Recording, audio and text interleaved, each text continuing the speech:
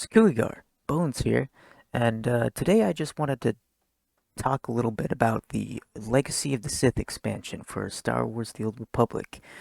This isn't going to be like a deep dive review or anything, it's just going to be mostly just my thoughts on the expansion and some of the things they added, and kind of the expansion as a whole. So I guess I'll start with the combat, since that seems to be one of the biggest uh, changes this expansion. Combat's an interesting one as it got a lot of backlash. Even during the PTR, a lot of people were voicing their opinions on it, and I think it's to be expected.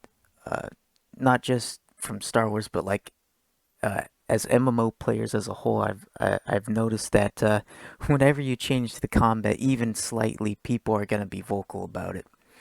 And when you change the combat so drastically, as they have this expansion, it's to be expected that that people are gonna voice their concerns about it. For me personally, I'm not that unhappy with it. I think it's all right.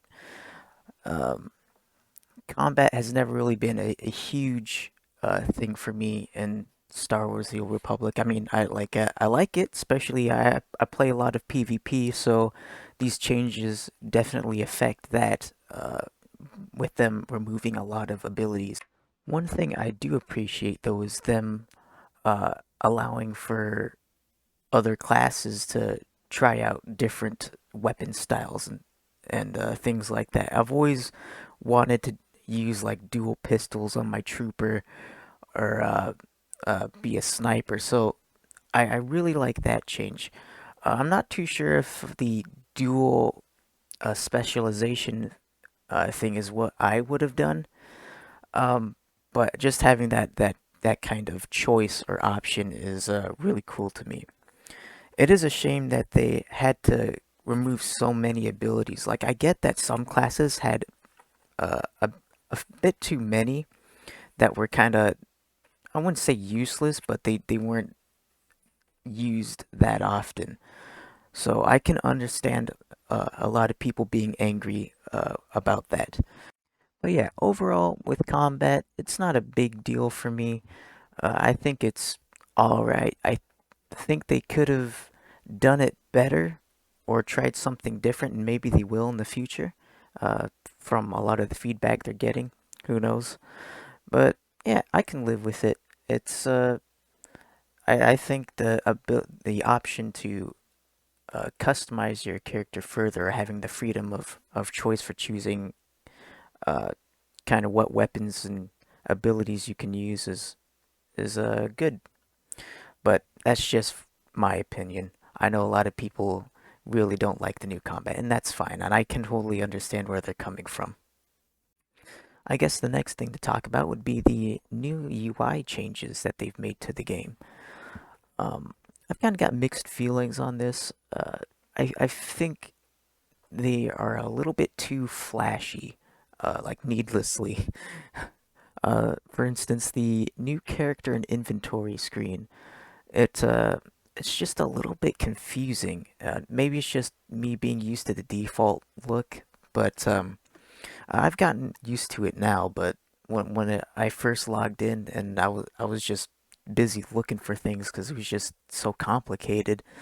I honestly kind of prefer the default UI, and I wish there was an option to go back to that. Maybe they'll add something for that in the future, but for the most part, I just think it's just a little bit too flashy. And I've encountered a couple bugs with the UI. The companion tab in the character screen for the unifying colors for the companions. I can't find an option to unify the colors. The only thing I see is the on the individual armor pieces. There's a button you can check that supposedly uh, connects the armor die to the chest piece. But when I do that, nothing happens. And when I exit, there's like it doesn't change anything. And when I go back to the companion screen, everything's unchecked again. So I'm not sure if that's a bug, or maybe I'm just missing something.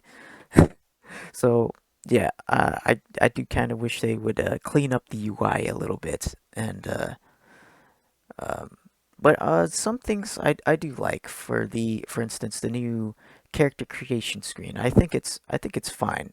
Um, maybe have the option to zoom in and out more on the character creation thing, because sometimes like their weapons get way too close to the screen, or like they take up too much of the screen.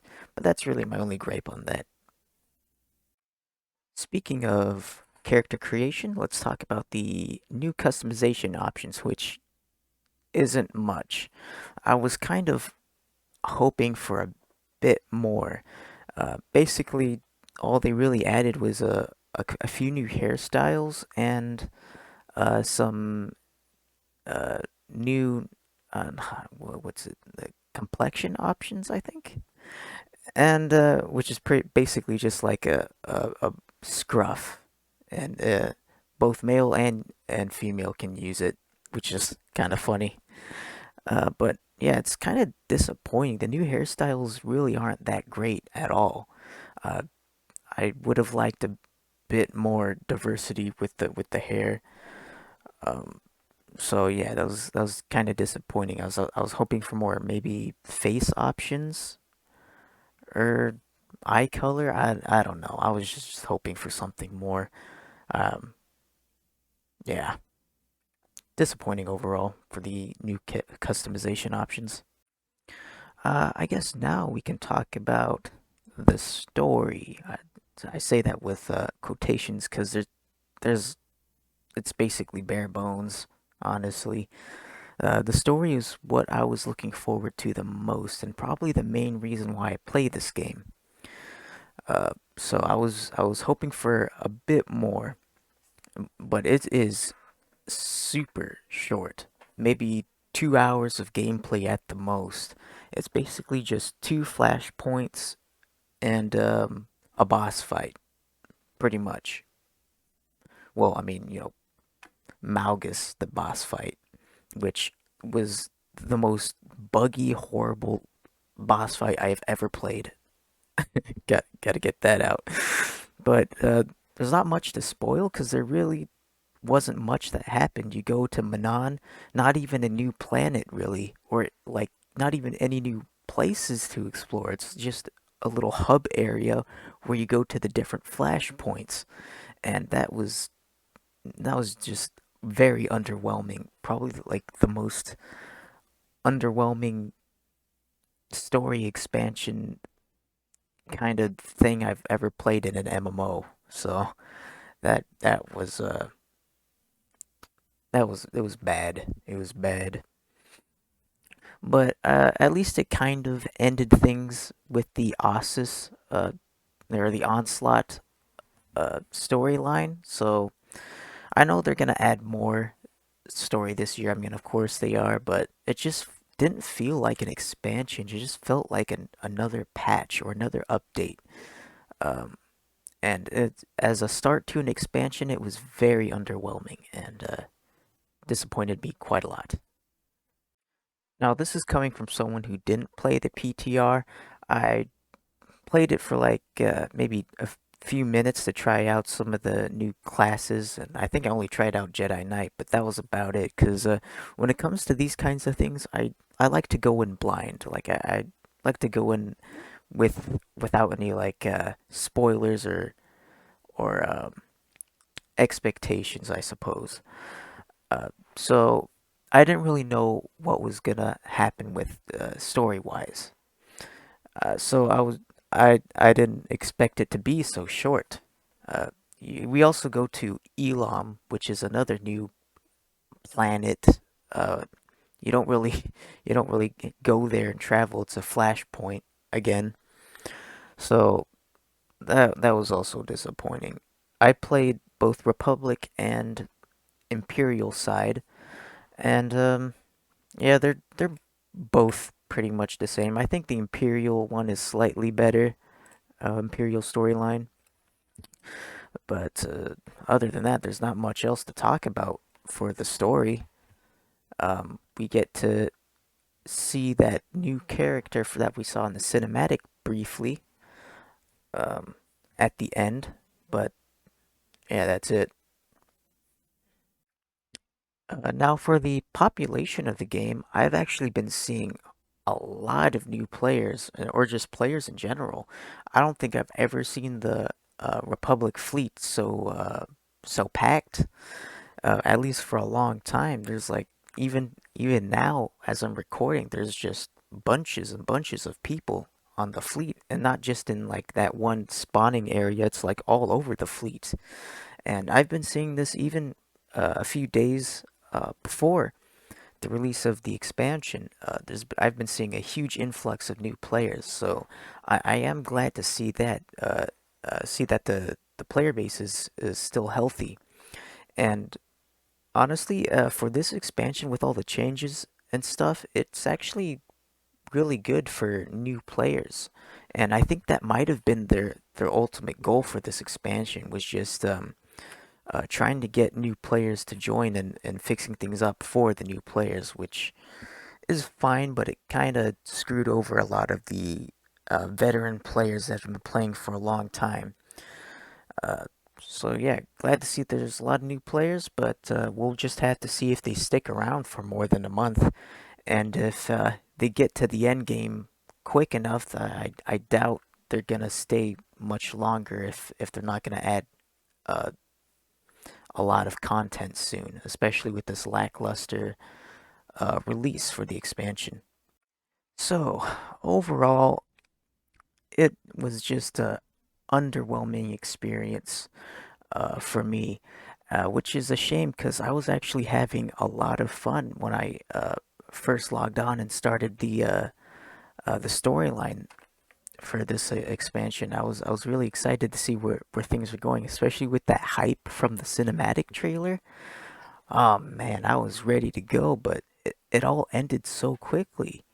And even my journey from 75 to 80, that was almost instant. I was like three, four quests, and I was level 80, if even that.